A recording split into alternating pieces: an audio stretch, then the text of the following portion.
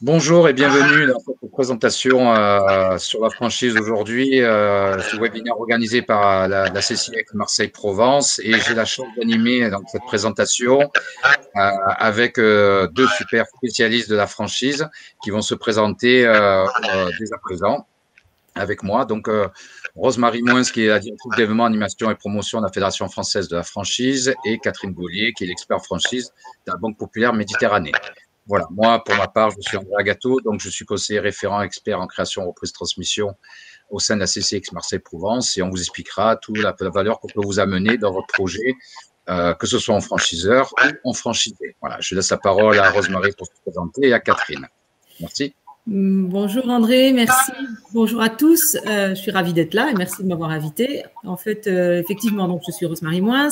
Je travaille à la Fédération française de la franchise, qui est une fédération professionnelle qui a pour objectif et mission principale de défendre, je dirais, le modèle d'entreprise qu'est la franchise, ou le modèle de développement d'entreprise que représente la franchise.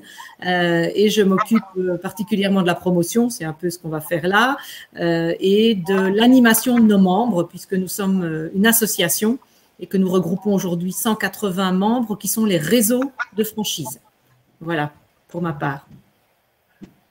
Merci Rosemarie. Petit mot, Catherine. Oui, ben pour ma part, donc Catherine Gaulier, je suis responsable du développement de la franchise au sein de la Banque Populaire Méditerranée.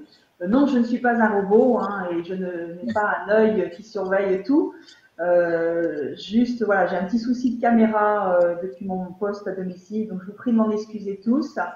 Voilà, donc je travaille au sein de la Banque Populaire Méditerranée avec l'ensemble des conseillers professionnels et des directeurs de groupe pour accompagner au mieux les porteurs de projets, les personnes qui se posent des questions pour venir travailler ensuite sous une franchise. Donc on les accompagne sur les financements et sur tous les services bancaires qui peuvent les aider à développer leurs projets. Voilà. Je travaille bien sûr régulièrement avec André Agato et Rosemarie Moins sur le développement de la franchise sur notre belle région sud.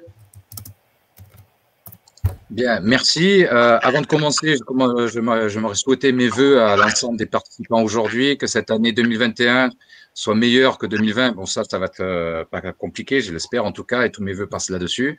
Mais en tout cas, meilleure que la meilleure de vos années, et qu'on va vous donner donc aujourd'hui, en tout cas, pas mal de points qui vous permettra effectivement, dans un premier temps, de réfléchir, de vous poser les bonnes questions et surtout de ne pas rester seul dans votre projet de franchise ou de création pure. Bien, donc au programme de la matinée, donc Rosemarie va aborder les principales clés du modèle savoir choisir sa franchise. Puis moi, je reprendrai derrière comment élaborer son projet de création en franchise, et Catherine viendra parler avec toute son expertise sur les financements possibles que vous pourrez donc bénéficier et vous projeter dans votre projet. Mais pour le moment, effectivement, là, les principales clés du modèle, je laisse la parole à Rosemarie qui va donc nous présenter effectivement tous les éléments clés de la franchise. Merci. Merci André. Oui, alors je vais vous donner vraiment les principales clés et ça vous donnera une définition du modèle et du système qui sera ce qu'elle est à ce stade-ci, puisqu'on n'a pas trop le temps, mais vous aurez les éléments principaux auxquels vous devez être attentif quand vous étudierez, si vous allez vers cette voie-là, quand vous étudierez votre projet de franchise. Donc, il faut savoir que donc forcément, dans un réseau de franchise, il y a deux parties essentielles, qui est le franchiseur et le franchisé. Le franchiseur, c'est celui qui a eu l'idée du modèle, qui est propriétaire de la marque, qui a eu l'idée du modèle et du concept. Donc, ce sera toujours lui qui sera, je dirais, à la manœuvre pour les évolutions et pour les développements possibles de ce modèle. Donc, un franchiseur, ou en tout cas une entreprise qui veut se développer en franchise, doit amener 3 éléments essentiels. Les 3 éléments essentiels, ce sont les 3 premiers points qui sont indiqués sous le franchiseur, dans la case franchiseur. Ça constitue finalement la définition de la franchise. C'est-à-dire que le franchiseur, il est propriétaire d'une marque qu'il va mettre à votre disposition. je prends comme principe que vous, en face, de l'autre côté de l'écran, vous êtes des potentiels futurs franchisés. Donc, le franchiseur propriétaire de la marque met à votre disposition cette marque et il va vous autoriser à l'utiliser, à la mettre sur votre façade. Ce qui est un élément important parce que quand on a une marque avec une certaine notoriété, une marque forte, ça a comme avantage de faire venir le client plus rapidement puisque le client ne doit pas se poser la question de savoir mais c'est quoi ces chocolats, c'est quoi, je sais pas, ces cuisines, enfin peu importe, c'est quoi ce Pokéball. Je sais, je connais la marque donc j'y vais en confiance. Deuxième élément important, c'est le savoir-faire. Le franchiseur avant de l'être est un entrepreneur comme je vous le disais. Il met au point un concept. Ce concept, il va le tester et l'expérimenter. C'est-à-dire, ça veut dire quoi concrètement? Ça veut dire qu'il va ouvrir des boutiques, des agences, des points de vente au modèle. Il va faire fonctionner ces modèles pendant un certain temps et il va en dégager une méthodologie, je dirais, de mise en place et d'activité bien précise. Il va développer ce qu'on appelle un savoir-faire. Et ce savoir-faire, il va vous le transmettre. Et ça fait aussi la force du modèle parce qu'on va retrouver, on en parlera un peu plus tard, on va retrouver dans des réseaux de franchise des franchisés qui ont eu des expériences complètement différentes, professionnelles j'entends, complètement différentes avant d'investir dans la franchise. Et ça n'est pas forcément un handicap puisque le franchiseur, avec le savoir-faire qu'il va vous transférer, va vous permettre d'exercer cette activité qui est finalement complètement nouvelle pour vous. Ça ne veut pas dire que le franchiseur va choisir n'importe qui comme franchisé et que vous, de l'autre côté, vous choisirez n'importe quel franchiseur, mais en tout cas, ça n'est pas forcément un frein de se dire « Ah bah ouais, j'y connais rien dans les fleurs, j'y connais rien dans les chocolats, j'y connais rien dans l'automobile et je ne vais pas investir dans ce secteur d'activité puisque je n'y connais rien. » Ça n'est pas forcément vrai. Parce que justement, ce fameux savoir-faire du franchiseur va vous être transféré, va vous permettre d'être opérationnel dans le cadre du réseau assez rapidement. Donc ça, c'est un point important. Troisième élément, l'accompagnement. Une fois que le franchiseur vous aura donné le droit d'utiliser sa marque, une fois qu'il vous aura transféré toute cette méthodologie, ces process, ces procédures, il n'en reste pas là. Il doit, parce que ça fait partie de la définition d'un bon franchiseur, il doit vous accompagner dans toute votre vie de franchisé. On dit que c'est un accompagnement qui doit être technique et un accompagnement qui doit être commercial. Donc, il y aura des évolutions, il y aura des choses qui vont bouger, etc. Et le franchiseur sera en permanence à vos côtés pour vous accompagner dans ces évolutions, bien vous les faire comprendre, faire en sorte que vous puissiez les appliquer. Et donc, il est en permanence à côté de vous. Donc, vous n'êtes jamais seul. Troisième argument peut-être positif, c'est que en franchise, vous n'êtes jamais seul. Vous allez avoir d'autres franchisés sur d'autres zones, sur d'autres villes qui appliquent les mêmes méthodes, donc qui développent leur propre entreprise, mais dans le cadre d'un réseau. Et vous avez le franchiseur derrière qui assure un backup et qui vient vous voir régulièrement et qui vous accompagne. Donc ça, c'est les trois éléments, les trois piliers. Puis le franchiseur, comme je vous le laissais entendre, va vous transférer son savoir-faire. Comment est-ce qu'il fait ça? Il fait ça de deux manières. Par une formation qu'on qualifie d'initiale parce qu'elle va arriver avant le lancement de votre activité. Et donc, cette formation vous permet d'absorber, je dirais, toutes les méthodologies, de les comprendre et d'être en capacité de les reproduire. C'est de la formation qui est à la fois théorique et pratique. Et puis, comme je le disais aussi, parce qu'il y aura des évolutions, eh ben, le franchiseur va être en permanence en train de vous former. C'est de la formation continue, enfin, en permanence de manière régulière, plusieurs fois par an, par le biais de personnes qui vont venir vous voir chez vous, par le biais de formations, alors aujourd'hui quand même plutôt virtuelles que présentielles, mais il y a une formation continue pour que vous restiez toujours au top.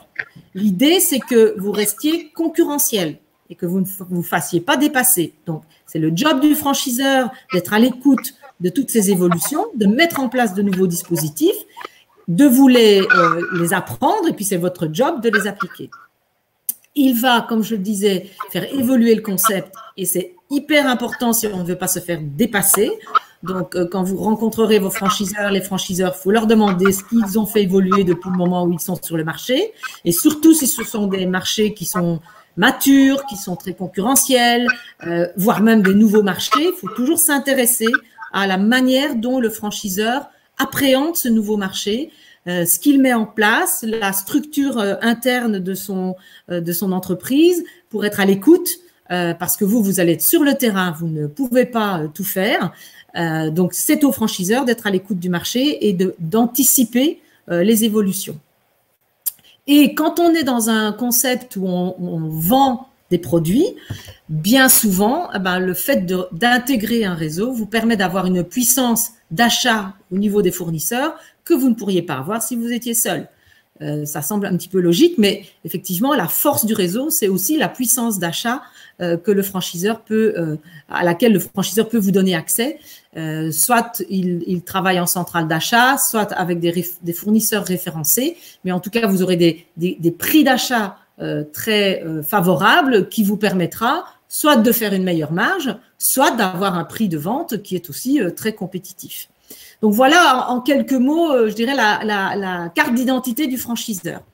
En face, vous, franchisez, j'insiste sur quelque chose qu'on va vous rappeler encore bien entendu par après, c'est que vous, en tant que franchisé, vous êtes avant toute chose un entrepreneur indépendant. Donc, vous créez votre boîte, il ne faut jamais l'oublier. Hein, vous n'êtes absolument pas, c'est pas une espèce de statut mi-salarié, mi-indépendant. Non, c'est je dirais un statut d'indépendant complètement classique. Ça veut dire que toutes les mesures, toutes les démarches que vous devez faire pour créer votre entreprise sont identiquement les mêmes que si vous partiez de main seule. Donc, il y a un socle, je dirais, de démarches à faire pour lesquelles la CCI est bien outillée, et ça va être le propos d'André de vous expliquer comment la CCI peut vous accompagner là-dedans. Mais vous avez des tas de démarches à faire qui sont des démarches de créateurs d'entreprise et qui restent à faire même si vous investissez en franchise. Vous allez donc être, du fait de votre statut, responsable de la gestion de votre entreprise. Je reviens sur ça, c'est bien votre entreprise. Sauf que vous avez décidé de ne pas y aller tout seul et de vous faire accompagner d'une certaine manière par une marque et par des outils que le franchiseur va mettre à votre disposition. Donc, vous êtes bien responsable de la gestion de votre entreprise. Vous êtes bien l'employeur de vos salariés. Si, pour pouvoir être performant, c'est souvent le cas, vous avez besoin de vous constituer une équipe, eh bien, les salariés, c'est vous qui les choisirez, c'est vous qui les payerez, c'est vous qui les licencierez s'il faut le faire. En tout cas, vous êtes complètement libre et indépendant à ce niveau-là. Vous allez, c'est pas indiqué, mais autre point, vous allez signer le bail. Vous allez être, c'est vous qui allez être preneur du bail commercial si jamais vous avez besoin d'un local commercial, ce qui est aussi quand même très régulièrement le cas. Donc voilà pour votre statut d'indépendant et ce que ça veut dire concrètement finalement dans le quotidien, au quotidien. Vous êtes bien sûr ambassadeur de la marque. Alors ça, c'est aussi un point important. Ça a l'air un peu comme ça, oui, assez évident, mais non. La marque que vous allez choisir, c'est une marque qui vous parle. C'est une marque qui, j'allais dire, qui vous fait plaisir. C'est une marque dans laquelle vous avez besoin d'investir, enfin dans laquelle vous allez vous investir, j'allais dire corps et âme, comme si c'était la vôtre. Donc, il faut vraiment que vous sentiez cette marque, que vous ayez envie de vous battre tous les jours pour cette marque-là, que les valeurs qu'elle porte soient aussi les vôtres d'une certaine manière. Et là aussi, c'est le franchiseur qui va véhiculer toutes ces valeurs. Vous devrez respecter le concept. Alors, c'est vrai que j'ai eu là, peut-être, c'est mon emballement pour ce modèle-là, mais je vous mets plein d'avantages, enfin, ce que je considère comme des avantages. S'il faut mettre des inconvénients, ou plutôt des exigences, si on veut être moins négatif dans le terme, ce seraient les deux derniers points, mais on va les expliquer. Le respect du concept. Le franchiseur aura mis 1 an, 2 ans, 5 ans parfois à élaborer son modèle, à élaborer son concept, à faire des ajustements, à être au plus proche possible, je dirais, d'une efficacité, d'une rentabilité, de rencontrer au plus proche le besoin du client. Donc, ça lui a pris du temps, d'accord? Et là, il vous donne une formule clé en main. et il vous dit, moi je l'ai testé sur plusieurs sites, je l'ai testé pendant plusieurs années, voilà comment il faut faire pour que ce soit rentable et que votre entreprise soit performante. Donc, il faut bien entendu, une fois qu'on s'intègre dans ce réseau, en respecter les règles et appliquer le concept. Alors oui, parfois, on fait des choses que peut-être on aurait fait différemment, mais le concept est celui-là. Vous avez tout le temps d'en prendre connaissance, vous allez aller voir des franchisés, vous allez discuter avec le franchiseur, vous allez lire le contrat. Enfin, il y a toute une période de maturité et d'analyse du dossier, mais une fois que vous signez, vous vous engagez à respecter le concept. Et dernier point, il faudra payer parce que le franchiseur, c'est bien sûr aussi un entrepreneur et que lui, pour faire fonctionner son réseau, pour faire tout ce qu'il est obligé de faire finalement, tout ce qui relève de sa responsabilité, voilà, s'il n'a pas de moyens, il ne pourra pas le faire. Donc, deux coûts essentiels qui sont liés uniquement au fait que vous rentrez dans un réseau. Ça veut dire que si vous ne rentrez pas dans un réseau, que vous partez seul et que vous montez votre business seul, vous n'aurez pas ces coûts-là à payer. Deux coûts essentiels.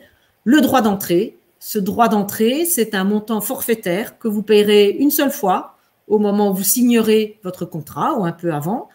Ce montant forfaitaire, il est calculé par le franchiseur en fonction de ses coûts, parce que bien entendu, il y a un coût à intégrer un nouveau franchisé, des coûts de communication, des coûts d'accompagnement, des coûts de validation, etc., etc., des coûts de formation, parce que la formation initiale, souvent, est comprise dans le droit d'entrée.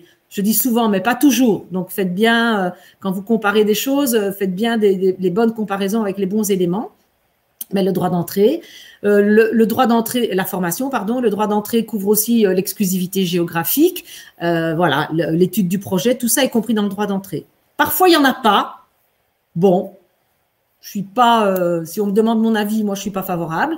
Parce que, voilà, la marque, le droit d'entrée, ça paye aussi l'accès à la marque. Et la marque, elle a une valeur, même si elle n'a pas une super notoriété, mais elle a une valeur. Donc, de 0 à 45 000 euros, c'est vraiment, peut-être 50, mais c'est vraiment le tout grand maximum qu'on peut trouver quand on regarde dans les réseaux.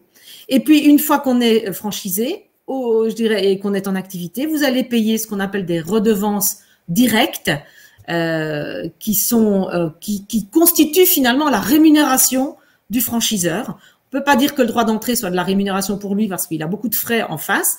Par contre, les redevances, c'est de la rémunération, mais c'est aussi avec ça qu'il va faire tourner sa propre entreprise. Ce sont donc des redevances directes qui sont payées généralement mensuellement et qui sont aussi généralement un pourcentage sur le chiffre d'affaires hors taxe que vous allez faire. On peut trouver des réseaux qui travaillent plutôt au forfait, c'est-à-dire quel que soit le chiffre d'affaires, vous paierez tous les mois une même somme. Et puis vous avez même des réseaux qui font les deux. Okay, donc tout est possible, c'est le franchiseur qui en décide. C'est bien entendu écrit dans le contrat et voilà, une fois que c'est écrit, c'est payé et ça ne change pas tous les mois au gré des évolutions et de la couleur du ciel. Donc voilà pour les grandes lignes. Bien entendu, vous êtes lié au franchiseur par un contrat qu'on va appeler contrat de franchise parce qu'il respecte ces principes que je viens d'évoquer. Le contrat, généralement, a une durée qui va de 5 à 10 ans, 5 ans, 7 ans, 10 ans. En dessous, c'est rare. Je ne le conseille pas non plus parce que vous restez dans une entreprise privée qu'il va falloir développer avec, je dirais, un point de maturité et puis ou après, à partir duquel on commence à vraiment bien vivre de son travail. Donc, en dessous de 5 ans, c'est un peu juste et c'est quand même assez rare. 10 ans, c'est peut-être plus rare aussi, mais c'est en général lié au niveau d'investissement. Plus votre investissement sera lourd, plus vous aurez tendance à avoir un contrat de franchise plus long qu'on vous proposera. Et il est en principe non négociable. Tous les franchisés appliquent le même concept, donc tous les franchisés ont le même contrat. Il peut y avoir à la marge quelques petites négociations, mais c'est vraiment à la marge. Donc voilà pour les principes essentiels. Rosemary, une petite question. Quelqu'un qui est déjà en création d'entreprise, au départ, et qui veut se franchiser plus tard, est-ce qu'il y a des démarches particulières à faire ou quels sont les conseils qu'on peut lui donner dès le démarrage? Alors, j'imagine qu'elle veut dire être franchiseur plus tard, parce que si elle est créatrice d'entreprise aujourd'hui, qu'elle veut devenir, enfin, elle va créer sa boîte aujourd'hui, et elle se dit peut-être dans 2 ans je deviendrai franchisée. Bon, ben, il y a rien à faire, elle crée sa boîte et elle exerce une activité quelle qu'elle soit, et puis elle rencontrera des franchiseurs et elle verra si son entreprise et la localisation, si c'est ça qu'elle veut faire, convient au concept qu'elle vise. Si au contraire elle veut devenir franchiseur à terme, je ne saurais lui conseiller que d'essayer de modéliser son concept le plus vite possible et de standardiser de standardiser ses procédures en fait le plus vite possible aussi. Ça peut même être très bénéfique pour elle déjà maintenant, parce que quand on s'arrête parce que pour identifier son savoir-faire, le franchiseur il a un manuel opératoire dans lequel il consigne tout ce qu'il fait et la manière dont il fait les choses. Et en faisant ça, c'est un bon exercice pour toute entreprise, parce que on se rend compte qu'il y a des choses qu'on fait qui ne servent absolument à rien, qui font perdre du temps mais qui ne sont pas du tout rentables. Donc ça permet de réfléchir. C'est un peu comme une norme ISO, si vous voulez, quelque part, en se disant ben voilà, comment je fais, est-ce que ça a un sens, est-ce que c'est rentable, est-ce que c'est efficace, est-ce que je peux pas le faire autrement, etc. Et donc si elle peut modéliser assez vite, elle sera plus à l'aise après pour dupliquer son modèle à terme. Merci Rosemary. Alors j'ai passé sur la slide de secteur de la franchise. Tu as 2 mots? C'était juste pour vous montrer que c'est un secteur d'activité en tant que tel où il y a énormément de réseaux. La France est très productive et très créative en matière de réseaux de franchise. Donc on a plus de 2000 réseaux. Ce sont des chiffres à fin 2019. Donc on va bientôt avoir les chiffres à fin 2020.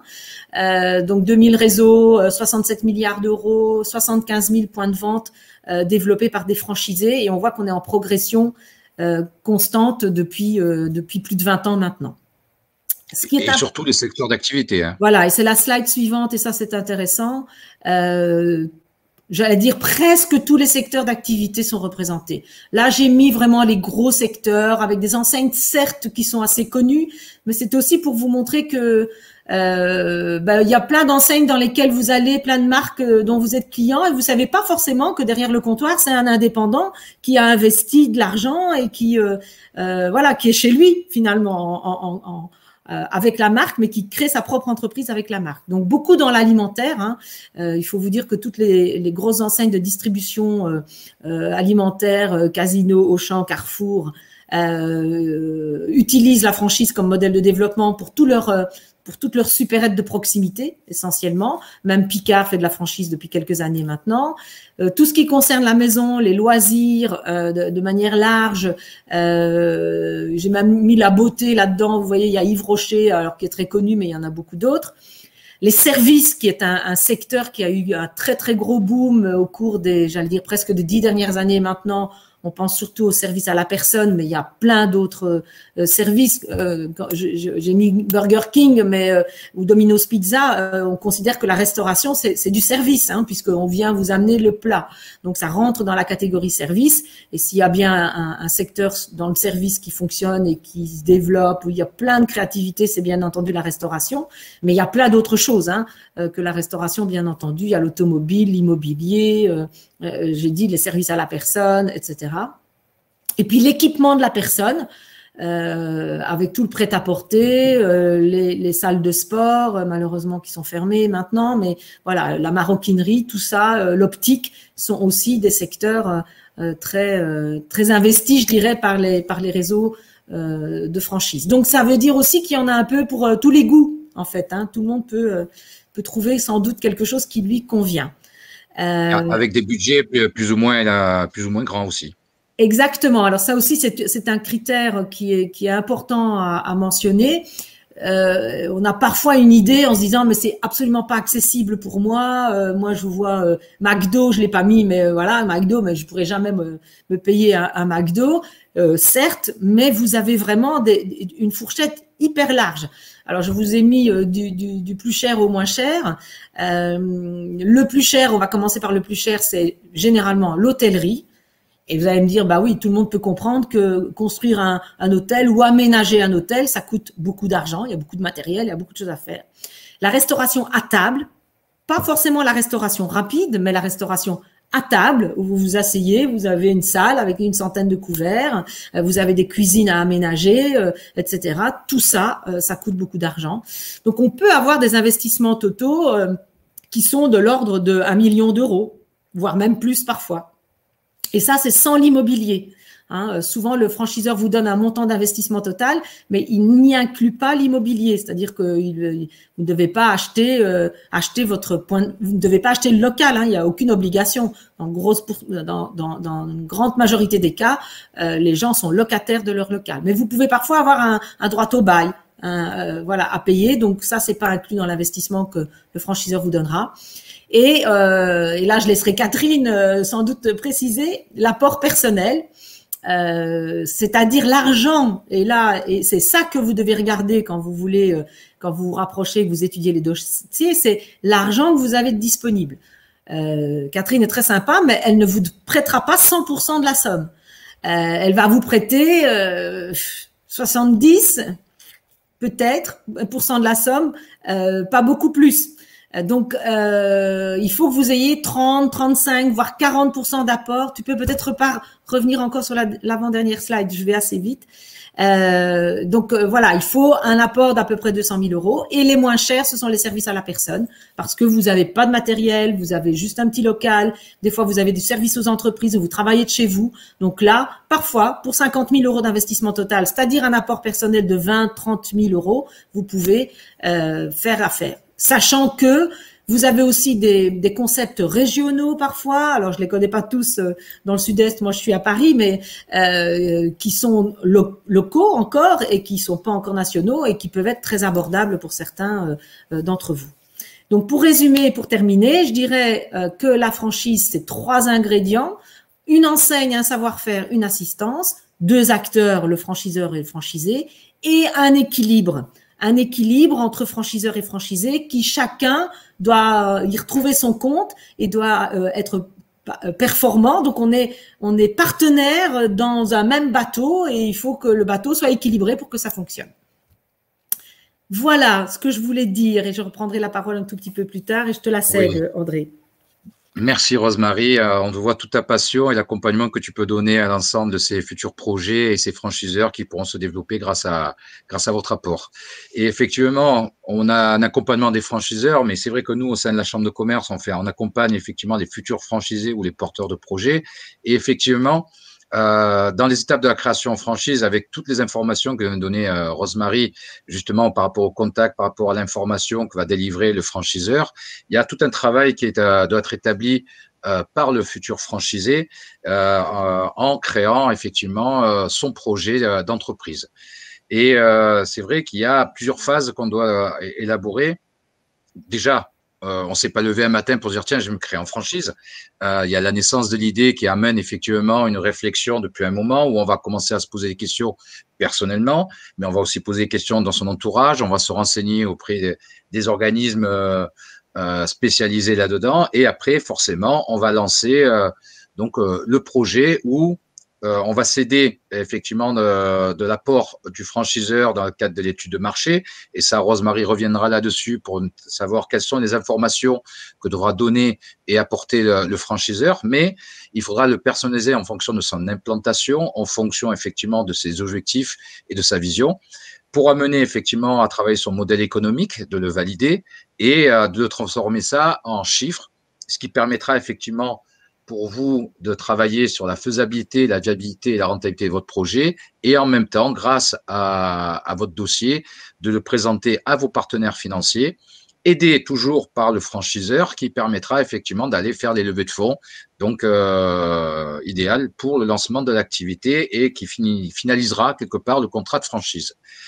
Bien sûr, à la fin, quand tous ces éléments-là sont clés et importants, vous permettra de choisir les différents régimes juridiques, mais aussi fiscaux et sociaux, qui finalisera l'ensemble du projet et qui vous permettra, comme l'a dit très judicieusement tout à l'heure Rosemary, la formalisation de votre entreprise, puisque vous êtes dirigeant, puisque vous êtes un futur entrepreneur ou une chef ou un dirigeant ou une dirigeante, qui déterminera son propre statut juridique, fiscal et social. Donc, dans les étapes, vous avez bien compris qu'effectivement, il y a d'abord les compétences de l'individu. On peut être très bien accompagné par son franchiseur, mais le matin, lorsqu'on ouvrira son commerce, on est seul. On est seul et on est aidé par son projet qu'on a travaillé. Il n'y a pas de délai, on va dire, strict du terme pour monter son projet. Hein. C'est vous, en fonction de votre vision, mission, objectif, avec les éléments qui mettront le temps qu'il faudra pour répondre à toutes vos questions et d'y trouver des solutions derrière. Maintenant, dans un premier temps, il vous faut cette personnalité de dirigeant, il vous faut cette posture d'entrepreneur avec les compétences que vous allez chercher en interne dans votre potentiel, mais personne n'est parfait, donc on n'a pas toutes les compétences, on n'a pas toutes les qualités, et l'important, c'est d'aller s'entourer de partenaires, soit en interne, en prenant des salariés, soit en externe, en prenant effectivement, comme ça s'est toujours fait, son expert comptable pour la partie comptabilité, son avocat pour la partie juridique, puisque vous, en tant que dirigeant, vous êtes là à avoir des notions, puisque c'est vous qui allez avoir la responsabilité civile et pénale, mais en aucun cas, vous devez être votre expert comptable de votre projet, votre avocat de votre projet, et l'intérêt, c'est d'avoir effectivement des notions pour pouvoir prendre des décisions suite aux informations et les conseils qu'on vous donnera. Après, forcément, comme vous êtes en lien direct avec la clientèle, ce sens commercial, les relations, elles sont très importantes. De gestionnaire aussi, hein, de gestionnaire en communication, de gestionnaire en logistique, de gestionnaire en finance, qui vous permettra effectivement d'acquérir les informations et le fonctionnement et de pouvoir après bien vous épanouir au sein de votre entreprise. Bien prendre en compte le contexte de la franchise, ne jamais oublier les termes du contrat. Alors, c'est vrai que plus ou moins, il peut y avoir une certaine flexibilité dans les contrats. Ça dépendra effectivement du lien que vous allez avoir avec le franchiseur. Est-ce qu'on doit suivre stricto sensus le contrat du franchiseur? Certains peuvent vous dire amener peut-être des idées, des opportunités en fonction de l'évolution du marché, parce que effectivement, même si c'est un réseau national, on connaît les habitudes, les codes, les normes qu'il peut avoir chaque région. Donc, ce sera à vous, effectivement, en fonction du contexte du contrat, de les faire remonter à votre franchiseur. C'est un partenariat, donc les décisions doivent se prendre ensemble, doivent s'amorcer au moment de la négociation, de la relation et de la signature pour que vous puissiez effectivement continuer à vous épanouir. Et si demain vous avez des idées, tant mieux. Ça vous permettra effectivement de pouvoir les proposer et pourquoi pas le développer et en faire profiter le réseau. Donc, cette notion d'indépendance, vous voyez quand même qu'il y a des obligations à accepter les contrats. Donc, elle est toute relative puisque vous êtes indépendant dans le fonctionnement de votre entreprise, mais sous le couvert d'un contrat derrière. Donc, est-ce que ça va rentrer dans vos gènes, hein, puisque si vous passez dans ce monde d'entrepreneurs, de bien prendre conscience et surtout de ne pas se mentir, de se dire qu'effectivement, il y a les avantages qu'a cité Rosemary tout à l'heure, mais il peut y avoir des inconvénients. À un moment donné, par exemple, souvent, vous avez des franchiseurs qui ont une centrale d'achat. Peut-être qu'il y a des produits que vous aurez voulu peut-être acheter ailleurs, mais dans le contrat, c'est stipulé qu'il faut acheter dans la centrale d'achat. Donc, ça fait partie du contexte, ça fait partie de cette notion d'indépendance, obligation, d'accepter ou pas les conditions, mais ça se fait avant et pas après. Parce qu'après, vous êtes maintenu et tenu donc de respecter votre contrat. Après, rien ne vous empêche, au bout de 5-7 ans, à la fin du contrat commercial, hein, puisqu'on peut appeler ça un contrat commercial qui est lié entre deux partenaires, de continuer en marque blanche ou de renouveler avec peut-être des modifications dans le prochain contrat, suite à l'évolution du marché que vous avez analysé. Il faut avoir cette capacité à gérer le stress. Hein. C'est pas parce qu'on a une franchise qui a une notoriété ou une crédibilité qu'automatiquement on est enlevé de tout stress. Ça peut fonctionner dans certaines régions, moins dans d'autres. Si vous partez qu'une franchise qui est assez récente, qui a 2, 4 ou 5 ans d'existence, vous risquez d'essuyer le plâtre avec eux. On va découvrir des choses ensemble. Donc forcément, ça fait partie du stress quotidien qu'on peut avoir, plus le stress du dirigeant. Donc à vous de voir comment vous allez le gérer. Et ça peut être une bonne adrénaline pour avancer et surtout continuer vers ses objectifs. Parce qu'on soit avec une franchise ou pas, il y aura toujours des murs qui vont se dresser devant vous. Hein. Vous voyez la conjoncture actuelle, hein. Même les franchises ou les franchisés et les franchiseurs avec, on va dire, le monde d'aujourd'hui peuvent avoir aussi des difficultés, plus ou moins en fonction des secteurs d'activité. Il est important effectivement de de pouvoir relativiser tout ça, mais surtout toujours d'anticiper et d'essayer de trouver des solutions derrière. Donc, travaillez sur vos connaissances et vos compétences techniques. Vous pouvez venir sur le site de la Chambre de commerce où vous avez la possibilité de répondre à un test qui permettra de voir où vous en êtes de vos capacités, vos aptitudes vis-à-vis effectivement des différentes compétences qu'on va rechercher et de vos qualités, hein, la persévérance, la motivation, l'honnêteté, la justice sociale, tout ce qui va vous permettre effectivement de déterminer qui vous êtes, parce qu'on aurait pu être un bon manager avant dans une entreprise, mais pas forcément un bon dirigeant, puisqu'on n'avait pas toutes les tentacules qu'on peut avoir lorsqu'on mène une entreprise. Donc, c'est pas un défaut, c'est juste le fait de se connaître et de déterminer quelles sont ses connaissances, ses compétences techniques pour aller chercher effectivement dans son modèle économique quels sont les partenaires qui vont donner de la valeur à mon projet et surtout pallier à des notions que vous êtes en train d'améliorer mais qui sont pas encore là au démarrage ou tout au long du lancement. Donc, c'est vrai que, et ça, je pense que Catherine, si c'est, parce qu'elle a des petits soucis de connexion encore aujourd'hui, tout à l'heure, là, va parler des compétences et connaissances techniques, mais aussi l'expérience qu'on peut apporter. C'est vrai qu'en fonction de certains territoires, on demande une expérience professionnelle, plus ou moins en rapport avec le projet. Mais il est important effectivement d'avoir des notions parce que le franchiseur va vous transmettre un savoir. Il y aura une formation. Donc, il est important, effectivement, si vous avez déjà une expérience dedans, ben, vous allez l'acquérir plus rapidement. Si vous avez moins d'expérience à derrière, ben, cette formation va être nécessaire et indispensable justement pour créer et développer le projet.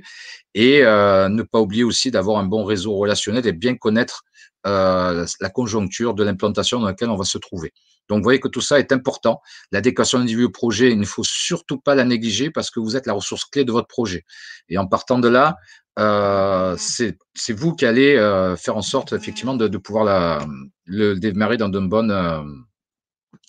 bonnes conditions. Donc l'étude de marché, l'étude de marché va être un petit peu, donc je vais aller assez rapidement parce que on est des grands passionnés, donc on aime bien beaucoup parler et je sais que Catherine nous entend et elle aussi derrière va amener toute sa passion et son intervention. Donc on pourra revenir là-dessus sur tout l'accompagnement que propose la CCX Marseille-Provence et les autres réseaux bien sûr, mais on est quand même assez spécialiste des études de marché, donc l'intérêt en fonction de ce que va vous donner le franchiseur, de dire qu'est-ce que je vends, à qui, comment, combien et où. Donc, de bien déterminer les besoins, d'apporter votre valeur ajoutée aussi, parce que c'est un travail collaboratif qu'on peut avoir avec le franchiseur, d'apporter chacun sa valeur ajoutée, mais on répond à quels besoins, quels sont les différentes cibles de clients que vous allez avoir, à quel prix, quelle marge, même si elles sont fixées par le franchiseur, en fonction du territoire, il y aura des prix conseillés, donc il est important effectivement de bien valider tous ces points-là, de bien reporter la concurrence, parce que le franchiseur a peut-être un premier fichier, mais on sait que les marchés évoluent, donc toujours de votre côté, comme vous êtes sur le terrain, d'analyser cette concurrence, alors direct, c'est-à-dire ceux qui font la même chose que vous, indirect, ceux qui ont la même clientèle que vous, mais qui font pas la même activité, et de bien établir, de voir un petit peu s'il y a des futurs concurrents qui pourront s'établir et comment anticiper sur cette future concurrence. Bien travailler sur les canaux de distribution. Donc, c'est vrai qu'on peut avoir un magasin, mais on peut aussi travailler sur Internet et profiter du réseau déjà du franchiseur pour communiquer, pour s'intégrer dedans et de présenter effectivement les avantages du canal de distribution que vous êtes en train de déployer et de voir effectivement quels sont les outils d'investissement qui auront besoin pour tout ça, car quelque part, ça va vous servir à aller chercher les levées de fonds derrière. Et surtout, ne minimisez pas. Il est important pour vous, effectivement, de partir avec tout ce que vous avez besoin au démarrage. Et nous, en tant que professionnels, on sera là, effectivement, pour travailler sur les étapes du financement et quelles sont les périodicités qu'on pourra faire avec vous, justement, pour acquérir l'ensemble des outils que vous avez besoin pour vous lancer dans de bonnes conditions. Et après, effectivement, est-ce que je pars seul ou en équipe? Ça fait partie de l'étude de marché. Ça va être après finalisé par l'immatriculation et le choix du statut juridique, mais seul, c'est-à-dire que vous êtes entrepreneur individuel ou en salarié, on reparlera des statuts juridiques tout à l'heure. En équipe, vous l'êtes déjà avec le franchiseur. N'hésitez pas d'aller communiquer avec les autres franchisés pour voir qu'effectivement, en termes d'organisation, est-ce que seul, avoir un partenaire, avoir des associés, avoir des salariés, dans quelle mesure ils ont commencé à se performer et à progresser. Ça permettra effectivement vous aussi d'anticiper cette progression et de voir effectivement dans votre business plan de quelle manière vous allez mettre en œuvre. Donc, vous voyez qu'il y a énormément de points à avoir après la ressource clé, c'est-à-dire vous, pour pouvoir continuer et finaliser effectivement votre projet en franchise grâce aux éléments du franchiseur, mais aussi grâce aux éléments que vous avez déployés sur le terrain et sur la proximité de votre implantation. Donc voilà, l'intérêt, c'est de bien connaître les tendances, évolutions, de bien connaître votre zone de chalandise. Alors, zone de chalandise, c'est le périmètre dans lequel vous allez vendre vos produits ou vos services, que vous allez déterminer vous et que vous allez conseiller et que vous allez finaliser avec le franchiseur. Surtout que lui, effectivement, s'il est choisi de s'implanter à ce niveau-là, c'est qu'il a besoin dans ce périmètre d'avoir effectivement un partenaire pour la développer, ce qui n'était pas forcément avant. L'intérêt, effectivement, c'est de bien le valider ensemble et de bien sentir, de bien visualiser si vous avez un local, même si vous êtes consultant, c'est bien de visualiser l'ensemble des lieux dans lesquels vous pourrez recevoir ou contacter vos clients et de bien cibler sa clientèle parce qu'il faut savoir quand même dans les défaillances aujourd'hui, 30% des défaillances proviennent d'un mauvais position de marché. Donc, c'est important effectivement de se fier aux informations du franchiseur, mais aussi vous fier à votre intuition, à votre analyse, et que ce soit vraiment en adéquation avec les demandes qu'il peut avoir sur le secteur dans lequel vous allez vous implanter. Ça va permettre effectivement de bien établir son chiffre d'affaires prévisionnel, et avec Catherine vous en parlera effectivement de quelle manière, effectivement, ça a un impact sur le financement et sur la rentabilité de votre projet, et qui va vous permettre effectivement, grâce à tous ces éléments-là, de pouvoir bien vous différencier et vous démarquer de la concurrence, parce qu'il faut toujours avoir cet avantage concurrentiel pour avancer et travailler sur la relation avec le client. Parce que ça, c'est important, et je vous l'ai dit au départ, même avant d'avoir vendu votre produit ou votre service, même si les gens voient la marque ou la crédibilité, la notoriété du franchiseur, le contact humain est la première chose que vont voir les clients. Donc, il est important effectivement d'être dans cette posture et qui sera quand même une valeur ajoutée vis-à-vis de la concurrence, si vous avez bien anticipé surtout les objections que peuvent avoir les clients, surtout si vous avez derrière vous la possibilité d'être en lien direct avec eux. Donc, la petite synthèse qu'on peut en parler là-dessus, c'est que vous allez vous servir de l'obligation du franchiseur si vous fournissez un état du marché. Alors lui, il sera national. À vous, effectivement, dans vos obligations, de l'étudier sur votre implantation. Donc, vous avez bien compris sur ma présentation que vous êtes lié dans le projet entre votre propre étude et celle que vous a fournie le franchiseur. N'hésitez pas, effectivement, à rappeler les autres franchisés du réseau qui vont vous apporter aussi une valeur, qui vont vous apporter des informations. Donc, c'est vraiment un travail d'équipe. Toujours le but, c'est effectivement d'avancer, d'évoluer ensemble et d'apporter et de répondre à un besoin sur le territoire sur lequel n'était pas encore là le franchiseur. Donc, à chacun de conduire une réflexion critique pour juger dans son propre cas de quoi cette formation de collaboration. Donc, vous voyez qu'il y a des avantages, il y a des inconvénients parce qu'effectivement, les choix, la validation va se faire en équipe. Donc, si vous êtes plutôt un indépendant total, est-ce que le format vous conviendra totalement? La relation doit être aussi importante, l'humain entre le franchiseur ou le franchisé. Donc, quand tout contact humain, il y a le feeling, il y a l'échange et la négociation. Prenez votre temps de vous recontacter plusieurs fois. Prenez le temps, effectivement, d'étudier et d'analyser, même s'il y a un cadre légal, et Rosemary reviendra là-dessus, avec le DIP, la déclaration d'information préalable. Il faut prendre tout le temps qu'il faut par rapport à ça et de bien juger les avantages et inconvénients du projet, mais surtout de votre projet. Et ça, c'est pour moi important, c'est de ne pas vous mentir, de bien vous regarder dans une glace et vous dire qu'effectivement, est-ce que c'est mon concept? Est-ce que j'ai envie de rentrer là-dedans? Est-ce que je pars dans cette aventure-là? Et de quelle manière je vais y partir? Donc, vous voyez qu'effectivement, il y a ces objectifs d'études de marché, elles sont là et préparez-la bien.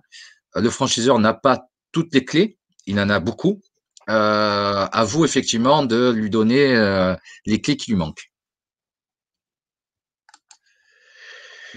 Et là, effectivement, dès que tout ça, le modèle économique est bien travaillé, dès que vous avez tous les éléments qui vous permettra de travailler sur la faisabilité du projet, que la partie juridique du contrat est bien cadrée avec le franchiseur, ben, ça va vous donner tous les éléments possibles, effectivement, pour travailler à la partie financière et forcément de présenter un de vos partenaires qui est représenté aujourd'hui par Catherine sur la partie du financement possible.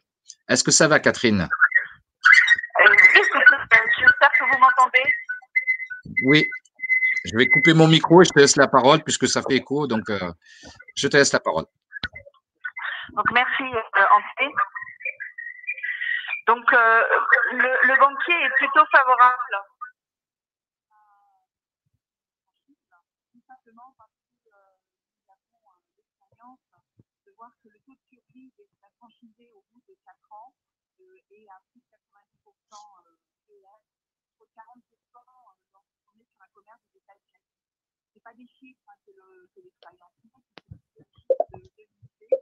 Et on a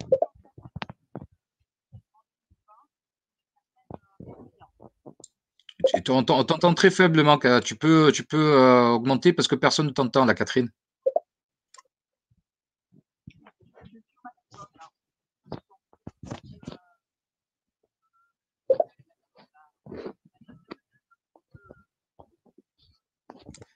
Catherine, tu m'entends? On ne t'entend plus trop. Il n'y a plus de son. Allô, allô? Catherine, on vous entend pas vraiment très bien. On va. Je m'active un petit son là. Est-ce que c'est mieux, André? Est-ce que vous m'entendez là? Est-ce que quelqu'un... Oui, ok. Donc...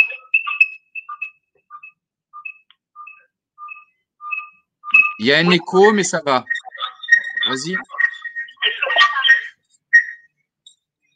Non, personne n'entend. Hein.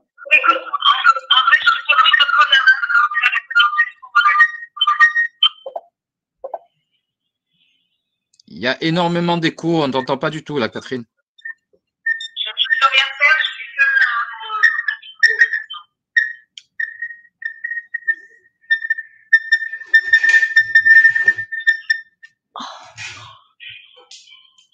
Bon.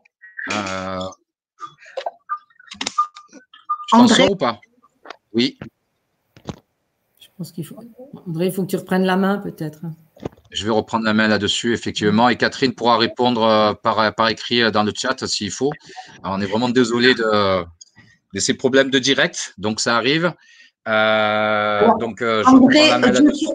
je te propose, Catherine propose que tu lises ces slides. Et nous reprogrammerons au mois de février un webinaire dédié à la relation avec le banquier et au financement du projet. Très bien. Mais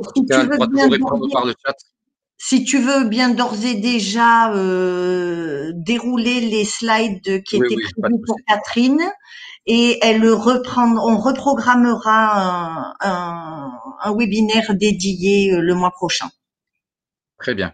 Bon, en tout cas, Catherine restera avec nous pour répondre aux questions en fonction de ma présentation. Mais effectivement, les banquiers sont favorables, effectivement, et tous les autres partenaires financiers sont favorables à ce mode, effectivement, de contrat et de développement. Et l'obligation que doit avoir le franchiseur au niveau financier, c'est de présenter des comptes d'exploitation basés sur l'ensemble des franchisés qui sont dans son réseau et de donc présenter une première projection financière et aux franchisés de vérifier les sources et la cohérence des chiffres en fonction effectivement de son projet et de les adapter. Effectivement, en fonction des relations avec les financeurs, en fonction des tarifs, des prix qu'il peut avoir sur le territoire, c'est sûr qu'il peut avoir donc des variables vis-à-vis d'autres projets de franchisés ou ce que propose le franchiseur. Donc, c'est effectivement d'être en cohésion avec les chiffres du franchiseur et des autres franchisés, mais en même temps avec les informations et les chiffres et les éléments qu'on peut avoir sur son implantation. Donc, les trois tableaux qu'il faut mettre en avant pour travailler sur cette viabilité et sur cette rentabilité, c'est le plan de financement qui va mettre effectivement en exergue les besoins, mais aussi les ressources de démarrage. Et les besoins, effectivement, on va intégrer dedans tous les éléments corporels et de trésorerie. Et en face, on va travailler sur les ressources ou, comme on en a parlé Rosemary tout à l'heure, l'apport qu'on doit avoir en tant que futur franchisé, mais aussi donc toutes les ressources qu'on va aller chercher et que je présenterai un peu plus tard. Donc, ça va vous permettre de voir les financeurs dans le bon ordre, au bon moment, parce qu'il y a certains qui font effet levier vers d'autres, et surtout d'envisager toutes les formes de financement, puisque nous avons aussi bien du prêt à taux zéro, du prêt bancaire, en fonction de la situation de certaines subventions, des aides et des exonérations liées à différents partenaires, comme l'ACRE qui est l'exonération des charges sociales du dirigeant au démarrage pendant 4 trimestres, ou si vous êtes demandeur d'emploi indemnisé, l'ARE, l'allocation de chômage que vous pouvez maintenir pendant 24 mois au minimum si vous avez moins de 52 ans. Et derrière, effectivement, de pouvoir d'avoir effectivement la totalité de ces aides. Et finalement, travailler aussi sur le compte d'exploitation, puisqu'il va vous permettre effectivement de voir la rentabilité de votre projet. Si vous sortez avec la projection de chiffre d'affaires annuel, quel est le bénéfice que vous allez en résulter, et surtout de travailler sur votre capacité de financement, qui va permettre effectivement aux partenaires financiers de voir votre capacité à pouvoir rembourser les prêts que vous allez solliciter. Donc, petite projection effectivement d'un exemple de plan de financement, notamment sur les besoins. Vous apercevoir qu'effectivement, les éléments corporels, il y a les frais de constitution. S'il y a un fonds de commerce que vous allez reprendre, parce que c'est possible d'être dans une franchise, mais de reprendre un fonds de commerce par rapport à l'implantation. On va intégrer dedans les droits d'entrée, les droits au bail s'il y en a, tous les logiciels ou la communication qui sont possibles au départ pour pouvoir lancer et vous faire connaître. Donc ça fait partie de toute la partie incorporelle. La partie corporelle, tout ce qui est palpable, tout ce qui a une durée de vie supérieure à 1 an, comme l'aménagement, l'installation, les travaux, le matériel, outillage spécialisé, le véhicule utilitaire si vous en avez besoin pour votre activité, le mobilier, la bureautique, et tout ce qui va vous servir effectivement dans la présentation de vos produits. Il y a le stock, forcément, si vous êtes à l'achat et revente de marchandises ou de matières premières, mais n'oubliez pas les autres stocks si vous êtes à la restauration, parce que vous avez besoin d'avoir des tables pour que vos clients mangent, qui n'est pas forcément de la marchandise que l'on vend, mais qu'on a besoin d'être présent et qui peut se renouveler parce qu'il peut avoir de la casse. Les émotions financières, c'est tout ce qui est effectivement les cautions par rapport au local. Le besoin en fonds de roulement, c'est si vous travaillez avec des professionnels, si vous payez à 30 ou à 60 jours, il faut anticiper effectivement ce côté-là et qui peut être financé. Et l'avance de trésorerie, puisqu'on sait très bien qu'au moment où vous allez vous lancer, il n'y a pas forcément de suite la clientèle qui sera présente. Donc, il faut que vous ayez la trésorerie positive pour pouvoir effectivement avoir la possibilité de continuer votre activité. Donc, en fonction de tous ces éléments-là, vous avez effectivement différents partenaires qui sont là. Et vous apercevez qu'effectivement, la banque finance une belle partie, une grosse partie, mais c'est là où effectivement, vous apercevez que vous devez avoir au moins entre 20 et 30% d'apport au minimum, d'apport en nature ou apport en numéraire de votre part pour commencer à financer la partie stock ou la partie incorporelle, et d'aller mobiliser d'autres financements qui vont venir en plus du financement de la banque, qui prend quand même la grosse partie des émulations corporelles, tout ce qui est matériel, mobilier, bureautique, véhicule ou installation ou travaux.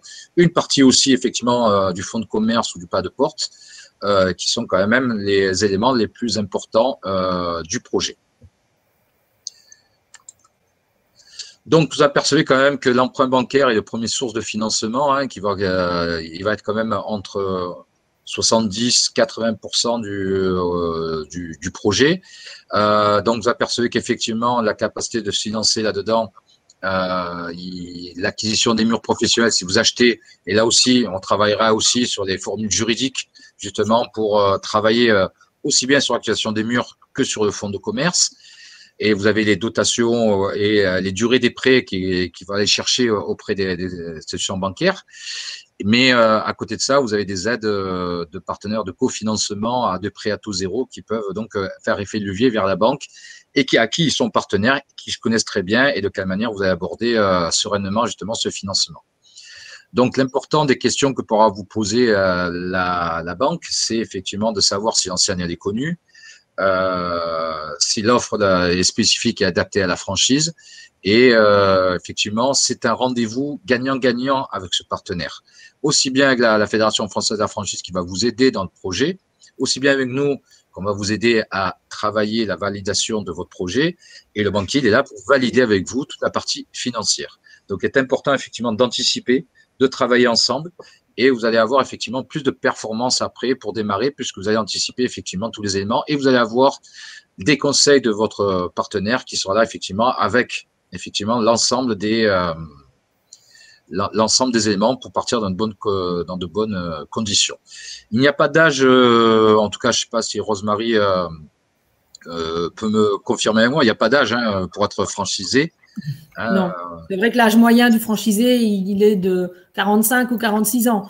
Mais voilà, on a des très jeunes et puis on a des gens pour qui c'est une deuxième expérience professionnelle, une deuxième vie professionnelle et ça dépend vraiment du réseau et puis de votre motivation à faire.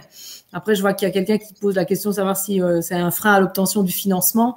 Je pense que le banquier, comme le franchiseur, va être sensible à la motivation, à l'envie de faire, à la santé, enfin, je dirais à la bonne forme de la personne, à la durée du contrat. Tout ça va rentrer en ligne de compte, mais a priori non. Je pense pas qu'il y ait un âge limite. Bien. Alors, on me pose la question, quel est le lien pour le test sur le site ACCMP? Alors, jusqu'à présent, je pourrais le dire, mais notre site va changer jeudi prochain. Donc, il est important de venir sur la partie création d'entreprise. Et vous allez voir qu'effectivement, avec les 5 jours pour entreprendre, notre formation, que j'en parlais un petit peu tout à l'heure, effectivement, vous allez avoir la possibilité de vous tester et de pouvoir effectivement connaître vos connaissances, vos compétences et les qualités que vous pouvez avoir grâce à… Il y a 3 formes de tests, hein, donc vous allez voir, vous avez le choix. Donc, ce que nous a présenté Catherine, alors je vais essayer effectivement d'aborder ce sujet-là où on s'aperçoit que les montants d'investissement pour la création en franchise, pour moins de 50 000 euros, on demande à peu près 33% d'apport personnel et vous avez toute la classification, hein, plus de 500 KE, effectivement, on arrive à 6. Donc, vous voyez que ça varie entre 6 et 33%, mais tout dépend effectivement du projet de franchise, la valeur et tout ce qu'on demande par rapport à ça. Donc, 30%, c'est pour les activités de commerce avec nantissement des fonds de commerce, 40% pour les activités de service et 20% sur une reprise ou un deuxième point de vente. Donc, il est important, effectivement, pour 73% des franchisés, que le coût de la franchise représente moins de 200 000 euros. Donc, vous voyez que c'est accessible. Moi, j'ai eu effectivement des projets que j'accompagnais, alors effectivement pour des consultants, pour la prestation de services, comme le disait à juste titre Rosemary tout à l'heure, on peut partir avec moins de 20 000 euros d'apport parce qu'effectivement, les besoins de démarrage ne sont pas si énormes que ça. Donc, les financements complémentaires, ils sont là pour renforcer les fonds propres. Donc, c'est important de prendre ça en considération. Et ceux qui sont là en tant que financement complémentaire, vous allez avoir effectivement la possibilité avec nous d'aller les chercher dans l'accompagnement. Vous avez tout le réseau France Initiative qui propose des prêts à taux zéro. Qui est là effectivement pour renforcer vos fonds propres et faire augmenter votre apport en fonction de certains d'autres partenaires et qui va faire effet levier au niveau des banques. Et comme les banques sont partenaires du réseau France Initiative, du réseau France Active, des autres structures que je vous présente là, ils travaillent main à la main et c'est vrai que ça rassure tout le monde. Vous déjà, de passer par plusieurs partenaires et qui donnent un avis positif, ça va renforcer votre projet, ça va renforcer effectivement d'aller chercher d'autres partenaires financiers derrière. Et en même temps, ils vont être avec vous des spécialistes qui vont donner un avis positif, donc qui vont aussi donc aller dans votre sens et pouvoir se contacter entre eux justement pour continuer le financement de votre projet. Si on donne des avis négatifs, c'est pas forcément un échec, c'est juste qu'il va manquer quelque chose à votre projet. Donc, c'est important de les prendre en considération. Ça ne veut pas dire qu'il faut l'arrêter, il faut peut-être le repousser, il faudra peut-être se former avoir des formations supplémentaires. Et ou alors d'aller chercher d'autres partenaires comme les microcrédits, hein, Créaso vous l'a dit, qui vont jusqu'à 10 ou 12 000 euros pour renforcer les fonds propres aussi, qui viennent là souvent où les autres ne vont pas. Si vous avez eu des incidences bancaires au départ qui sont réglées, mais qui a encore la cotation, ça vous permettra effectivement de pouvoir prétendre à ces microcrédits et d'aller chercher d'autres fonds derrière, ou de pouvoir effectivement attendre le temps que la cotation en Banque de France remonte et que votre partenaire financier accepte et continue de travailler avec vous. Vous avez des subventions, alors celle du conseil départemental pour les bénéficiaires du RSA. À ce moment-là, vous avez le service instructeur pour aller chercher cette subvention que les boutiques de gestion Accès Conseil. Vous avez aussi, si vous êtes en mobilité réduite ou handicapé, la subvention de la GFIP et la Cotorep. Pour les agriculteurs, c'est la DGA. Pour les artisans repreneurs, l'ARTEA, la Fondation de Deuxième Chance. Donc, vous pouvez retrouver tous ces financements complémentaires sur notre site lesad.fr, où il y a plus de 5400 dispositifs de référencés. Il suffit de marquer l'activité, marquer la localisation, et vous allez voir tous les dispositifs qu'il y a derrière et qu'on pourra faire le tri avec vous lors du montage du projet.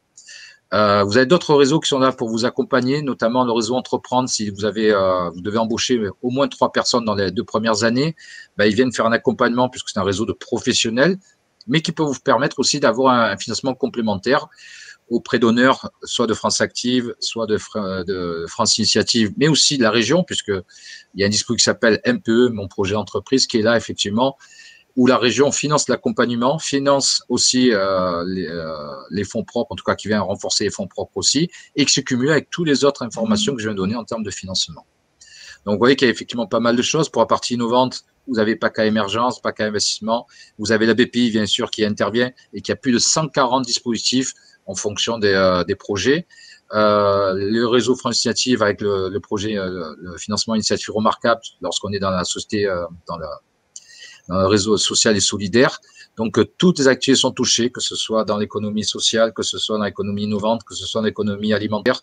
Tout est finançable, tout est important si vous gardez, vous cadrez toujours les ratios qu'on vient de vous donner. Donc, Catherine nous rajoute que 56% des réseaux ont moins de 10 points de vente. Regardez bien les anciennes régionales, les droits d'entrée peuvent être plus légères et donc permet effectivement de vous forger une expérience là-dedans. Donc, derrière, le processus d'instruction, effectivement, d'aller chercher ces fonds complémentaires, c'est d'aller à France Initiative ou de les contacter. Ils vont vous donner un code pour remplir leur dossier en ligne ou d'avoir un rendez-vous. Après, vous passez sûrement dans une réunion collective qui va vous permettre effectivement de pitcher votre projet. Alors souvent, c'est arrivé qu'on avait des franchiseurs qui étaient présents lors du pitch du projet parce qu'ils accompagnent souvent, que ce soit rendez-vous avec la banque ou sur des réseaux de France Initiative ou France Active, justement pour présenter le réseau, pour présenter et venir en co-animation sur la présentation. Donc, vous envoyez votre dossier, vous avez des rendez-vous individuels avec des charges d'affaires qui vont compléter votre projet s'il manque des pièces, comité technique ou d'agrément, et derrière, vous avez un déblocage des fonds si l'avis est positif très rapidement. Vous pouvez le demander avant l'immatriculation, c'est un conseil que je donne souvent, mais vous pouvez le faire dans les premiers mois aussi après l'immatriculation, mais toujours avoir le plan B s'il y a un refus derrière. Et il vous apporte aussi un suivi post-créa qui vous permettra effectivement d'avoir des outils, d'avoir de l'expérience, d'avoir des parrains qui seront là aussi pour vous aider à mettre en place effectivement tous les trucs qui sont avec vous, soit par atelier, soit en rendez-vous individuel avec effectivement ces partenaires-là. Donc, sur les conseils de Catherine, bien préparer son doigt à la banque, c'est bien s'appuyer sur le franchiseur. On ne va pas oublier effectivement le Love Money, hein, je voulais en parler avec aussi les plateformes de crowdfunding qui sont des apports complémentaires et importants dans le projet, hein, mais on refera effectivement ce webinaire où on rentrera vraiment dans le détail du financement, puisqu'effectivement le Love Money, c'est la famille ou les amis qui peuvent vous aider ou faire des prêts sans intérêt ou vous donner de l'argent pour avoir vos fonds propres beaucoup plus importants.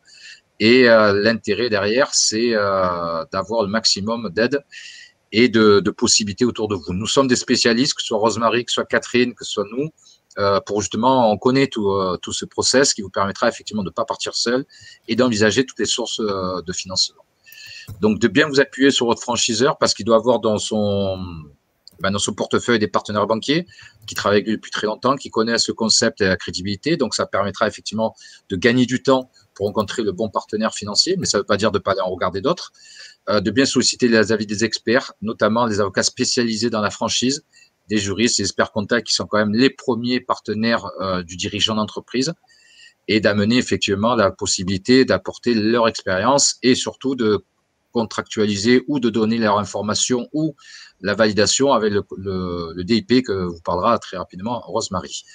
De bien prendre des contacts avec des franchisés, ça je l'ai dit tout à l'heure, bien voir effectivement si les chiffres qui ont été donnés sont réalisables, comment ils se sont organisés, qu'est-ce qu'ils ont mis en place et quels sont les apports qu'ils ont pu apporter, ou quelles sont leurs petites touches de plus, leur personnalité, ou tous les conseils qui sont positifs pour le lancer dans de bonnes conditions et qui vont de très bons relais pour votre lancement. Donc, de bien rencontrer votre conseiller bancaire, bien lui présenter votre projet. Je vous l'ai dit, vous êtes en ressources clés, donc travailler sur votre réseautage, sur votre expérience, sur vos compétences. Et lorsqu'on s'est trouvé, le contact est avancé par cette dernière, ça vous permettra effectivement d'avancer avec le mémo du franchisé qui sera effectivement quelque chose que pourra vous apporter un partenaire comme un banquier, parce que l'expérience, il n'y a pas mieux de ceux qui financent depuis des années donc tous les projets de création de reprise d'entreprise, que ce soit en marque blanche ou en franchise. Donc effectivement, là-dessus, les banquiers vont surtout le franchiseur recommandera toujours une banque, et donc il y aura toujours un avis par le réseau. Et n'hésitez pas de vous rapprocher aussi de la Fédération française de la franchise, l'observatoire ici et là, parce que effectivement, ils ont cette antériorité, cette expérience pour vous dire qui sont vraiment les structures à solliciter dans un premier temps. Alors, effectivement, je voulais revenir un petit peu sur le DIP, hein, Rosemary, avoir ton avis là-dessus. On rentre un peu plus dans le détail. Oui, effectivement, ça c'est un document hyper important qui va constituer votre dossier et sur lequel vous allez vous baser pour mieux étudier le franchiseur et être sûr de faire le bon choix. Le franchiseur a l'obligation légale de vous fournir un document avant la signature du contrat qui s'appelle, dans notre jargon, le DIP, mais qui est un document d'information précontractuelle. C'est une loi qui est aujourd'hui inscrite au Code de commerce, hein, selon l'article L330-1, qui impose au franchiseur de donner toute une liste d'informations sur son entreprise. Pour que l'esprit de la loi, c'est pour que vous puissiez prendre votre décision de signer le contrat en parfaite connaissance de cause. Donc, je dis souvent, c'est une forme de carte d'identité ou la carte vitale du réseau, en fait, enfin, ou du franchiseur. Donc, en cherchant un peu, vous pourriez trouver toutes ces infos, mais là, il est obligé de vous les compiler dans un seul document. Et donc, vous allez avoir un CV du franchiseur, enfin des dirigeants, de savoir d'où ils viennent, ce qu'ils ont fait. Vous allez avoir toute la liste des points de vente, qu'ils soient exploités en succursale ou en franchise. Donc, tous les points de vente gérés par les franchisés doivent être indiqués. Vous allez avoir les contrats qui se sont terminés l'année précédente et la raison pour laquelle le contrat s'est terminé. Donc, ce qui va pouvoir vous permettre d'un peu aborder la problématique de la rotation et du renouvellement des contrats. Il doit vous donner ces 2 derniers bilans financiers, donc des 2 dernières années. On en a parlé, mais c'est très important, il doit vous donner dans ce document un état général du marché et un état local du marché. J'insiste sur état, c'est pas une étude. André a bien posé les bases et tout ce que devait comporter l'étude et l'importance de faire l'étude de marché. L'étude de marché, c'est vous qui la faites. L'étude de marché, c'est quoi? C'est dire, je vais m'installer à Marseille, près du Vieux-Port, dans cette rue-là, à cet endroit-là, et à partir de là, je calcule ma zone de chalandise, je regarde ma concurrence, je regarde les habitants, etc. Et je fais mon étude à partir de mon point de vente et de l'implantation de mon point de vente. L'état général du marché, c'est de se dire, je vais investir dans la chaussure, comment se comporte le marché de la chaussure de manière nationale, est-ce que ça marche pas, quels sont les intervenants, comment le marché est segmenté et où est-ce que je vais me trouver dans le marché. L'état local, c'est de dire, je vais m'implanter à Marseille. Ok, je ne sais pas encore où, mais je vais m'implanter à Marseille. Et il est fort possible, il pourrait être possible qu'il y ait des différences entre le résultat d'un État national et les résultats d'un État local. Parce qu'à Marseille, alors je vais faire la grosse caricature, à Marseille, il fait toujours beau, donc on ne vend pas de bottes, ou très peu, et on vend beaucoup plus de tongs et d'espadrilles. Donc le marché n'est pas l'image à Marseille, n'est pas la même image que le marché national. Donc ça, c'est le franchiseur qui vous les fournit, et vous faites l'étude de marché. Il doit y avoir aussi les clauses importantes du contrat. Donc, dans le corps du texte, ce qui n'est pas toujours le cas, il va falloir avoir toutes les conditions financières, les conditions d'exclusivité, etc., les conditions de renouvellement de contrat. Tout ça doit être écrit dans le texte. Et, c'est pas écrit sur le slide, mais il faut aussi le savoir, il doit y avoir un contrat de franchise type annexé à ce DIP. Parce que vous avez besoin de pouvoir le lire avant de signer. Vous n'allez pas lire votre contrat juste au moment où vous allez le signer. Donc, vous avez dans ce DIP un contrat de franchise type. Donc, ça peut parfois être très épais, hein, ce DIP. Ce DIP vous est remis par le franchiseur à un moment dans votre relation, pas tout de suite. Et c'est vraiment quand on commence je dis souvent, c'est un peu au moment des fiançailles. On se dit, on a vraiment envie de faire les choses ensemble. Je pense qu'on va aller jusqu'au bout du projet. Donc, je vous remets ce DIP avec le contrat de franchise. Dernier élément sur le DIP, il ne vous engage à rien. Donc, vous pouvez prendre, il faut prendre ce DIP. Vous en avez besoin. Donc, vous allez le prendre et vous allez signer comme quoi vous avez accepté et que vous avez bien reçu cette information-là, et vous allez le dater. daté du jour de la réception. Pourquoi vous êtes obligé de le dater? Parce que la loi prévoit un minimum de 20 jours entre la réception de ce document DIP et la signature du contrat. Il ne peut pas y avoir moins de 20 jours entre les deux. C'est ce fameux délai de réflexion dont vous avez besoin pour prendre votre décision en parfaite connaissance de cause. Par contre, vous pouvez signer le 21e jour, mais vous pouvez aussi signer le 30e jour, le 60e jour. Il n'y a pas de délai maximum. La loi ne fixe qu'un délai minimum. Donc, voilà ce que je voulais vous dire. Et avec ce DIP, vous avez la liste des franchisés. André l'a dit et on le redit. Et vous allez voir les franchisés. Le franchiseur va vous donner sa version, je dirais, des choses. Il faut aller voir sur le terrain comment les franchisés se sentent, s'ils sont contents, pas contents. Et forcément, il y en aura des pas contents parce qu'on est en France, sinon ce serait pas normal. Donc, il y a des gens qui râlent. Évidemment, à vous d'avoir le recul suffisant que pour analyser pourquoi ils râlent. En fait, si c'est une tendance générale, il y a vraiment des questions à se poser. Si c'est exceptionnel, c'est pas très grave. Toujours le côté factuel, tout ça dans un premier temps, et de se fier à son intuition. Voilà. Je te repasse la parole pour le cadre juridique. Voilà. Merci. Donc, on va essayer d'aller assez vite parce qu'on a dépassé le timing. Mais voilà, grâce à tous ces éléments-là, vous pourrez vous poser après les questions du choix juridique. Alors là aussi, regardez avec les autres franchisés, mais n'hésitez pas effectivement de partir effectivement sur votre projet à vous. Donc, l'intérêt, c'est de se dire, est-ce que je pars en micro, est-ce que je pars en entreprise individuelle? Alors, en micro, dans le cas de la franchise, c'est assez rare, voire très, très rare, sauf peut-être dans des consultants. Sinon, effectivement, on est souvent dans une personne morale. Après, il faut poser la question, est-ce que je pars seul ou j'ai des associés? Effectivement, si on part sur une plateforme de crowdfunding où on fait l'équité, il peut y avoir des associés qui veulent rentrer dans le capital. On appelle ça les capital investisseurs qui peuvent apporter effectivement une somme d'argent qui peuvent vous faire effet de levier vers les autres partenaires financiers. Qu'est-ce que je recherche comme souplesse de fonctionnement? Si je suis seul, j'ai peut-être le choix, ou si je suis en famille, d'être sur l'impôt société ou l'impôt sur les revenus. Là aussi, toujours en relation avec les conseils par l'expérience que peut avoir le franchiseur et le réseau qu'il y a autour de vous. Vous avez le choix d'être soit un travailleur non salarié, et là, vous allez vous revenir en fonction de la trésorerie de l'entreprise, soit effectivement avec en travailleur salarié. Donc, si vous passez en SAS ou en SASU, effectivement, vous aurez un statut de travailleur assimilé salarié avec une fiche de paye. Donc, tout ça, de toute façon, ce sera étudié et échangé effectivement avec les obligations lors de votre engagement avec votre partenaire financier ou vos partenaires financiers. Donc, vous voyez qu'il y a pas mal de questions à se poser. Forcément, tous les partenaires sont là pour donner la sienne. Alors, plus vous avez de conseils, plus ça vous permettra d'avoir des informations et vous allez voir que quelque part à l'arrivée, tout va se rejoindre puisqu'effectivement, il y a une historique, il y a une vérité, il y a pas mal de points qui sont là. Vous aurez quand même un choix à faire. Par exemple, est-ce que je pars en SARL ou en SAS? Ce sera quand même une question qu'il faudra se poser et je pense que dès que vous avez tous les éléments financiers, des optimisations ou des simulations seront faites effectivement qui permettront effectivement de valoriser et de valider donc ce choix juridique important au lancement de l'activité. Après, rien n'est figé. On peut démarrer avec un statut et transformer par la suite dès qu'une optimisation se fait. Ça fait énormément dans le commerce où des fois on part en entreprise individuelle, même dans le cadre d'une franchise, ou en SARL. Et dès qu'il y a une optimisation qui se voit commencer à faire plus de bénéfices qu'au démarrage, parce qu'il y a des investissements, on peut transformer ça en SAS et pouvoir bénéficier, on va dire, du cas des dividendes qu'on rentrera un peu plus en détail lors du webinaire sur le financement ou que vous pouvez retrouver après sur d'autres webinaires.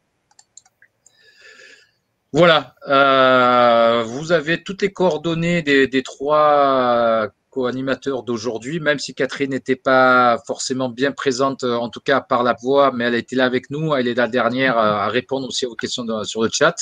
Donc, n'hésitez pas à nous contacter chacun effectivement là-dessus. Et ça vous permettra effectivement de pouvoir continuer d'avoir un suivi, un apport. Vous pouvez nous retrouver, alors il va y avoir d'autres webinaires tout au long effectivement, pour arriver à notre forum de Business Franchise Méditerranée qui sera le 18 novembre à Marseille, en espérant présentiel, on croise les doigts, qui sera donc couplé avec le forum de la transmission. Ce sera un jour pour entreprendre. Vous aurez donc des partenaires, des professionnels de la franchise, de la transmission, de la création, du financement, de l'accompagnement. Donc, n'hésitez pas à vous brancher sur le site de la franchise, www.franchise du 6, la 3F et pas la Fédération française de football, mais bien la Fédération française de la franchise.com ou sur le site de la Banque populaire provençale Méditerranée, hein, puisque moi j'allais dire l'ancien nom, excuse-moi Catherine, hein, mais on est bien sur la Banque populaire Méditerranée aujourd'hui. Et revenir sur le site qui va changer. Hein, vous allez avoir la nouveauté, la primeur de savoir qu'à partir de jeudi prochain, le site de la CCI Aix-Marseille-Provence va évoluer. On espère qu'il va être mieux, plus facile à traduire. Et vous avez mes coordonnées qui vous permettront effectivement de nous rejoindre. N'hésitez pas à nous contacter pour des entretiens soit en visio, soit en présentiel, qui vous permettra effectivement de diagnostiquer vos besoins et de vous faire un accompagnement sur mesure. Vous avez le DPER, qui est développement du parcours entrepreneur réussi, qui vous permettra d'avoir une formation pour acquérir des notions. Ça s'appelle les 5 jours pour entreprendre, où on a pas mal de franchisés qui viennent pour acquérir ces notions-là, pour pouvoir effectivement avoir des valeurs supplémentaires. Et derrière, vous avez des entretiens individuels dans ce DPER, qui est finançable par le CPEF et qui vous permettra effectivement d'aborder tous les points et de finaliser votre business plan. Voilà, vous retrouvez tout ça sur notre site. www.ccmp.com. Vous retrouverez tous les éléments du financement sur le site www.méditerranée.banquepopulaire.fr. Et si vous voulez avoir la globalité des informations, ben Rosemary vous donnera effectivement tous ces points-là et sur le site. Et vous avez son adresse mail qui vous permettra effectivement de répondre à vos questions. N'hésitez pas. Voilà, je te laisse le mot de la fin, Rosemary. Bah écoutez, c'est gentil ça. Merci beaucoup. Merci à Catherine. Désolée vraiment pour elle, mais je pense qu'on a dit l'essentiel, en tout cas, pour aborder le sujet et le projet. Et puis comme André l'a bien détaillé, on est tous à votre disposition. La FFF aussi fait une formation sur comment devenir franchisé, donc allez voir sur notre site et vous aurez des infos là-dessus. Elle est faite aussi en distanciel et en e-learning pour avoir toutes les clés pour bien rencontrer les franchiseurs. Et c'est sûr que c'est bien de s'informer avant.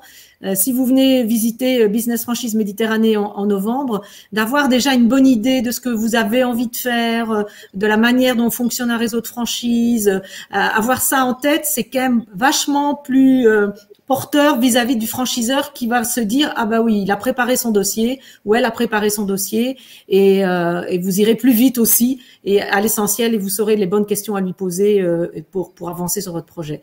Donc continuez à vous informer sur la franchise et ce sera d'autant mieux pour la concrétisation de votre projet. Merci à tous. Merci. N'hésitez pas à venir sur les réseaux sociaux, hein, que ce soit sur le site de la franchise, que ce soit sur le site de la banque. Nous sommes présents, la Chambre de commerce aussi, et que ça vous permettra effectivement, soit sur notre site, soit sur nos sites, soit sur les réseaux, d'avoir toutes les dates des événements, en sachant qu'on fait des webinaires un peu plus généralistes sur la création, la reprise en transmission, toutes les semaines, tous les 15 jours. La formation de 5 jours, vous pouvez l'avoir tous les mois à Aix ou à Marseille, et peut-être prochainement sur l'ensemble du territoire. Donc, n'ayez pas peur, il n'y a pas de questions con, il n'y a pas de jugement. On est là pour répondre à toutes vos sollicitations en bienveillance, mais en étant professionnel pour vous donner effectivement le maximum d'éléments. Voilà. Bien, rendez-vous au Business Franchise Méditerranée le 10 novembre. Et entre-temps, il y aura d'autres webinaires, donc n'hésitez pas à regarder, à nous contacter et à participer. Je vous réitère mes vœux pour cette année. Je remercie Catherine, je remercie Rosemary pour cette co-animation qui a été toujours un plaisir avec moi d'être avec vous. Et j'espère se revoir très prochainement et gardez courage. C'est bientôt la fin de ce tunnel. En tout cas, je l'espère. Merci beaucoup. Au revoir. Au revoir. Au revoir.